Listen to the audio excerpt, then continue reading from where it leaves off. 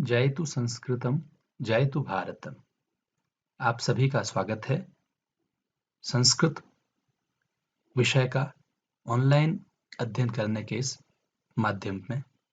आज हम सभी पढ़ेंगे कक्षा सप्तमी की संस्कृत विषय की पाठ्यपुस्तिका रुचिरा द्वितीयः भागः में प्राप्त षष्ठः पाठः सदाचारः के समस्त प्रश्नोत्तर एवं पाठानुसार व्याकरण बोध।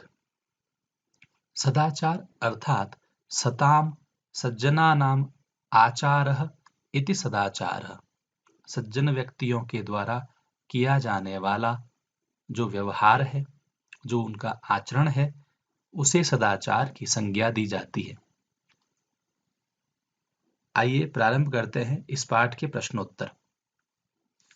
द्वितीय प्रश्न है उपयुक्त कथनानाम समक्षम आम। नीचे दिए गए वाक्यों में से जो कथन सही हैं उनके सामने आम अर्थात हाँ लिखना है, और अनुपयुक्त कथनानाम समक्षम, जो अनुपयुक्त है ऐसे कथनों के सामने नहीं लिखना है। प्रातः काले ईश्वरम स्मरेत, सुबह के समय भगवान का स्मरण करना चाहिए। इसका उत्तर है आम हाँ। स्मरेत में स्मृ धातु है याद करना के अर्थ में, और यह विधिलिंग लकार प्रथम पुरुष एक वचन का रूप है। अनृतम ब्रूयात, झूठ बोलना चाहिए। अनृतम अर्थात झूठ। उत्तर है नहीं। ब्रूयात में ब्रू धातु है बोलने के अर्थ में। मनसा श्रेष्ठ जन्म सेवेत, मनसा मन से, मनस शब्द है सकारांत शब्द है, उसका तृतीय एक वचन का रूप है मनसा। मन से श्रेष्ठ व्यक्तियों की सेवा करनी चाहिए। इसका उत्तर है आम हाँ। मित्रेण कलहम कृत्वा जनः सुखी भवति, मित्र से कलह करके, मित्र से झगड़ा करके कोई भी व्यक्ति सुखी होता है। उत्तर है न अर्थात नहीं। स्वः कार्यम अद्य कुर्वीत, स्वः अर्थात आने वाला कल, और अद्य अर्थात आज। कल किया जाने वाला काम हमें आज करना चाहिए। आम हाँ। तीसरा प्रश्न है एक पदेन उत्तरत, एक शब्द में उत्तर दीजिए।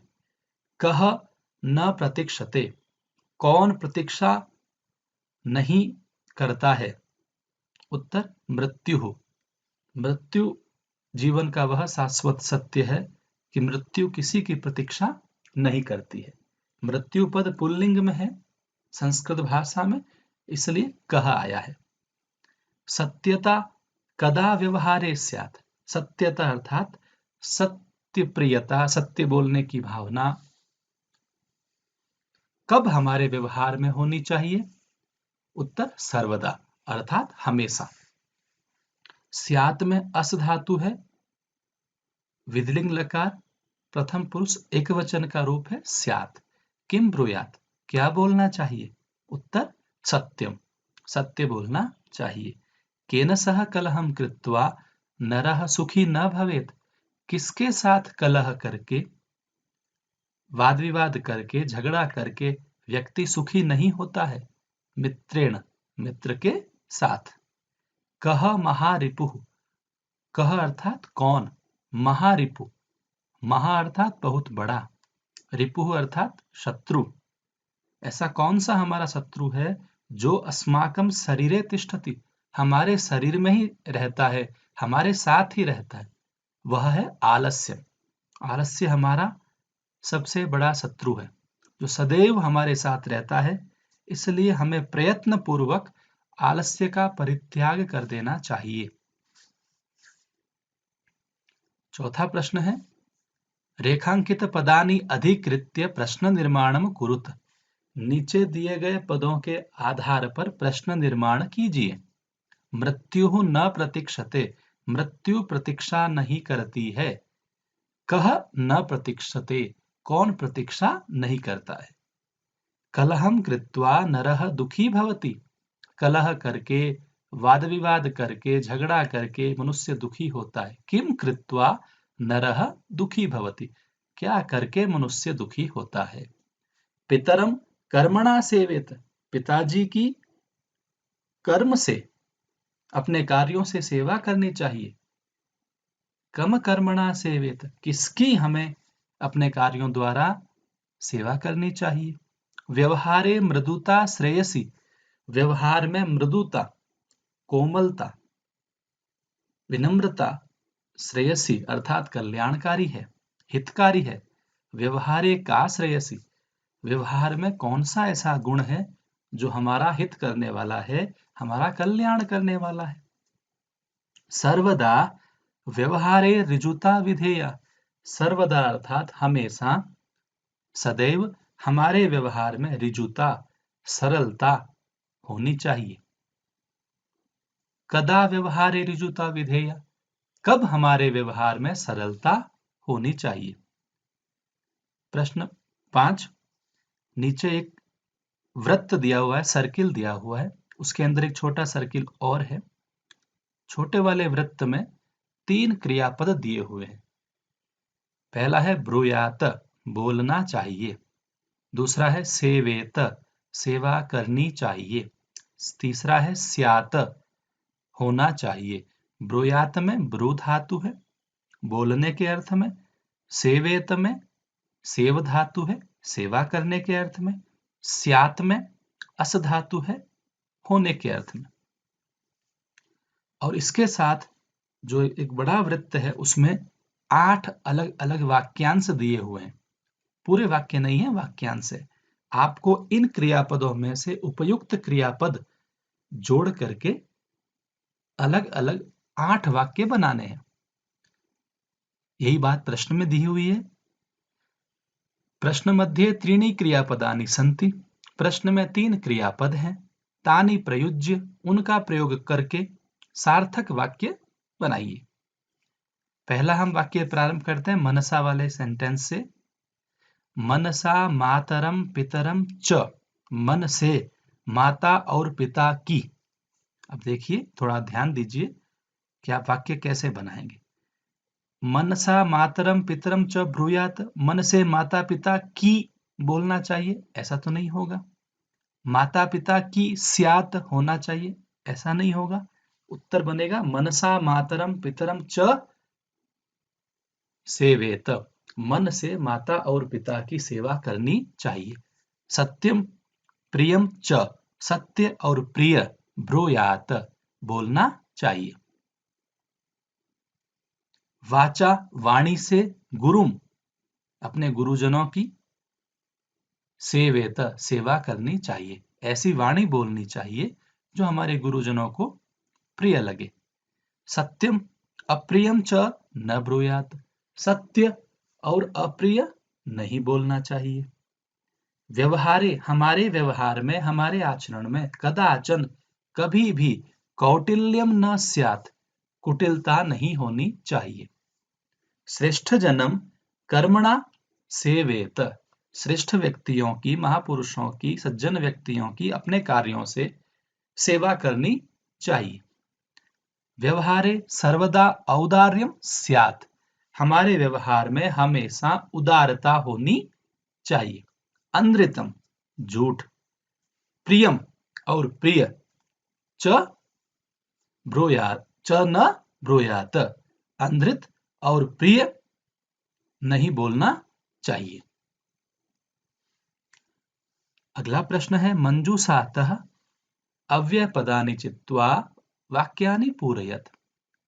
नीचे एक मंजूषा दी हुई है, उसमें 6 अव्यय पद हैं, उनका हमें उपयोग करते हुए वाक्य पूरे करने हैं। तथा अर्थात और, अथवा तथा का अर्थ वैसे भी होता है। न नहीं, कदाचन कभी, सदा हमेशा, च और, अपि भी। आइए जानते हैं अव्यय पद किसे कहते हैं। सदृशम त्रिषु लिंगेषु, सर्वासु च विभक्तिषु, सर्वेषु च वचनेषु, यन्न व्ययमेति तदव्ययम्। ऐसे शब्द जो तीनों लिंगों में, पुल्लिंग, स्त्रीलिंग और नपुंसक लिंग में, सर्वासु च विभक्तिषु, सब 7 विभक्तियों में, प्रथमा, द्वितीया, तृतीया, चतुर्थी, पंचमी, षष्ठी, सप्तमी, और सर्वेषु च वचनेषु, समस्त वचनों में, एक वचन, द्विवचन और बहुवचन, इन सभी के अंतर्गत जिनके रूप में कोई परिवर्तन नहीं होता है, उन्हें अव्यय पद कहा जाता है। अव्यय पद अविकारी शब्द कहलाते हैं, इनमें विकार उत्पन्न नहीं होता है। भक्तः सदा ईश्वरम स्मरति। भक्त सदैव ईश्वर का स्मरण, ध्यान करता है। असत्यम न वक्तव्यम। झूठ नहीं बोलना चाहिए। प्रियम, प्रिय तथा सत्यम वदेत, और सत्य बोलना चाहिए। अपि कुशली भवान। देखिए, यहाँ अपि का अर्थ भी नहीं है। वाक्य के प्रारंभ में जब अपि आता है तो इसका अर्थ होता है क्या। यह प्रश्न सूचक बन जाता है। अपि कुशली भवान, आप ठीक तो हैं, आप कुशल तो हैं। महात्मा गांधी कदाचन अहिंसाम न अत्यजत। महात्मा गांधी ने कभी भी अहिंसा का परित्याग नहीं किया। अंतिम प्रश्न है, एक चित्र दिया हुआ है कक्षा का, जिसमें अध्यापक जी पढ़ा रहे हैं, विद्यार्थी बैठे हुए हैं। चित्रम दृष्ट्वा, इस चित्र को देखकर, और मंजूषातः, नीचे दी गई मंजूषा में प्राप्त शब्दों का प्रयोग करके वाक्य निर्माण करना है। मंजूषा में जो पद है उन्हें जानते हैं। लिखति, लिखता है। कक्षायाम, कक्षा में। श्याम पट्टे, श्याम पट्ट पर। देखिए, कक्षायाम में सप्तमी एक वचन है, यह स्त्रीलिंग का पद है, और श्याम पट्टे में भी सप्तमी एक वचन या पुल्लिंग का पद है। लिखंती, लिख धातु। लिखती जो रूप है वह प्रथम पुरुष एक वचन का है, लिखंती प्रथम पुरुष बहुवचन का है। सह, वह। पुस्तिकायाम, जिस तरह कक्षायाम में सप्तमी एक वचन है, उसी तरह पुस्तिका याम में भी सप्तमी एक वचन है, पुस्तिका में। शिक्षकः, अध्यापक। छात्राः, अनेक छात्र। उत्तराणि, अनेक उत्तर।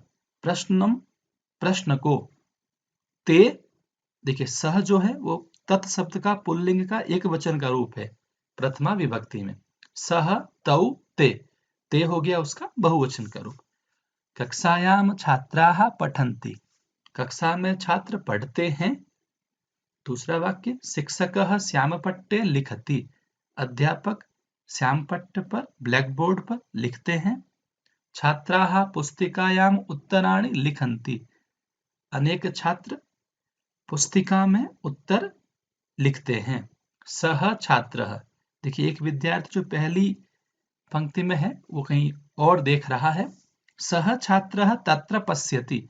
वह छात्र वहां देखता है अथवा देख रहा है। शिक्षकः प्रश्नं पृच्छति। अध्यापक प्रश्न पूछते हैं।